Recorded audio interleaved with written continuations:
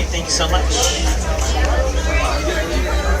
Got Raph. Awesome. As we said, we're Raph, around man. H1 day. Let's go. Got me, But man. everyone, Got Billy, good afternoon. man. My name is Ben. I'm going to be your driver today out on the Harambe Wildlife Reserve. Just a few things I want to mention before you. You gonna give us a guided tour? Welcome Please to make sure you Billy's hang on Expedition. tightly to anything you might have brought on board. That includes any hats, sunglasses, phones, cameras, favorite children. I just want to make sure everyone and everything stays on board the truck, as unfortunately I am unable to stop the truck to pick up anything that might fall out. So please do hang on. Now, if you do have any cameras, that's great. I would recommend using either an action setting, a sport setting, a fast shutter speed. These animals like to move around quite a bit. They're not staying still. So by having those cameras out and ready, that's going to help you out taking photos. But just make sure we keep our hands inside the vehicle at all times. Go. All of the bushes have thorns outside, so make sure you keep your hands inside the vehicle as well. Mandrills. Above your heads are some spotting guides to help you identify many of the animals that we'll see out here today. Might not see all of them due to some of their sleeping habits. For example, lions are inactive for over 20 hours a day. But we'll definitely keep a close eye out and see what we can find. But if you have any questions at all, feel free to ask me. That is what I'm here for. Harambe Wildlife Reserve was established way back in 1971 as a partnership with many organizations, including the Disney Conservation Fund. So we've been working really hard to protect all the animals that you'll see today. We're going to start off in the Little Ituri Forest, and many of these animals here are known for their camouflage. They're going to be hiding behind the bushes and trees, so let me know if you see something. There's one of me, there's a lot more of you on board, so there's a good chance that you'll see something before I do. Like over on our right, you see those black and white stripes? That's not a zebra though, that's actually an okapi. Okapis are really good at hiding, that they weren't even discovered by the Western world until 1901. Despite those zebra-like stripes, okapis are the only living relatives of drabs. Instead of looking at their back, if you look at their head, you can see ossicones on the male okapis, and they also have very long tongues.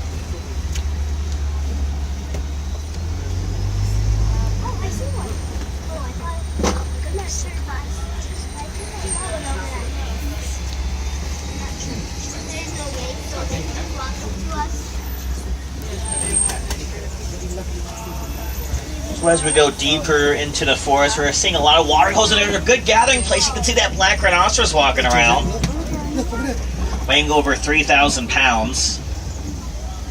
We'll get a closer view in just a moment.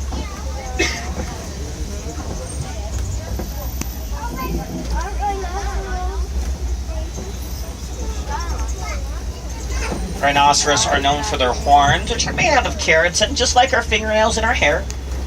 So unfortunately, many people think that rhino horns have medicinal value to them, so they're illegally hunted and poached for those horns, which sadly, there's less than 5,000 black rhino remaining in the world today. Now this black rhino has a prehensile upper lip that's perfect for grabbing shrubs and leaves.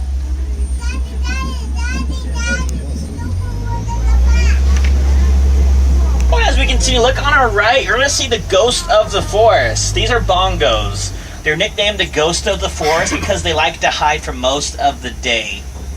Reddish brown in color with white stripes and horns that can grow over 3 feet long. They grow backwards. That's going to help them move through the forest. They don't get stuck on any of these branches or trees.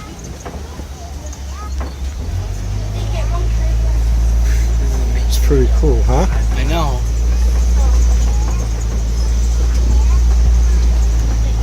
Might see some greater kudu on our left. They're one of the tallest antelope found in the forests of Africa, reaching around 5 feet tall. More of a grayish tan color.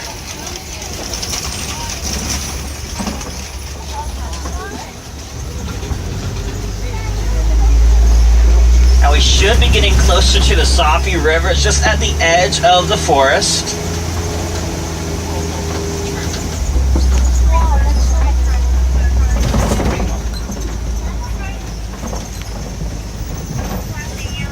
Sapi River tends to be home to more aquatic animals like crocodiles. Might even see a hippo or two as well. Now hippopotamus weigh over 5,000 pounds. There was one or two submerged, but we'll continue around the river and see if we can find any more. Yeah, now is the time that they sleep and rest. They're much more active at nighttime. They walk walking around 6 miles each night to find food. There's a pod of pink-backed pelicans swimming around. During the mating season, they get a pink coloration on their back. That's how they got the name. See a few of them nesting as well. They are going to nest in pairs of around 20 to over 500 pairs.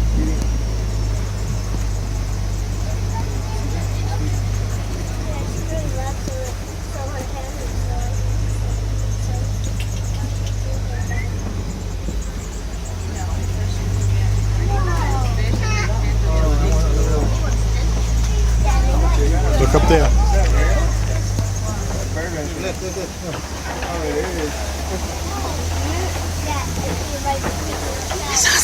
Oh, right below us, there's going to be a bunch of now crocodiles. These crocs are about 16 feet long and 500 pounds. Wow. Unlike other reptiles, these crocodiles are cold-blooded. So whenever we see them on land, they want to sunbathe, they get warm, they like cooling off under the water. They stay very still to help them regulate body temperature as well.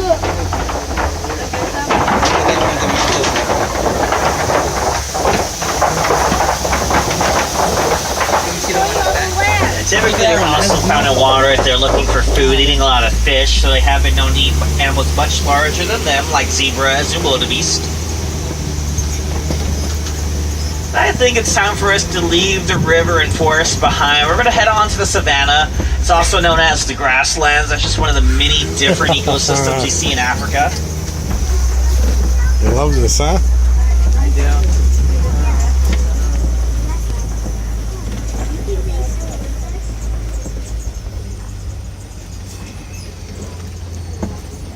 Very interesting looking tree on the passenger side. That's a baobab tree.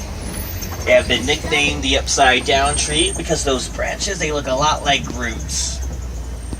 Now, some of the many stories they say about the baobab tree include hyenas. They thought it was really funny and really clever, so they planted the baobab trees upside down, and that's why the hyenas have been laughing ever since. So this is one of my favorite views in the entire reserve. We've made it into the Serengeti grasslands. They stretch hundreds of miles across eastern Africa. Home to some of the more famous animals in the world, like See the zebra over lions, there? elephants. You can already see giraffes. We're going to see so many animals around here, like the Ankole cattle, just at the bottom of the hill. They have really big horns that can grow over 6 feet long.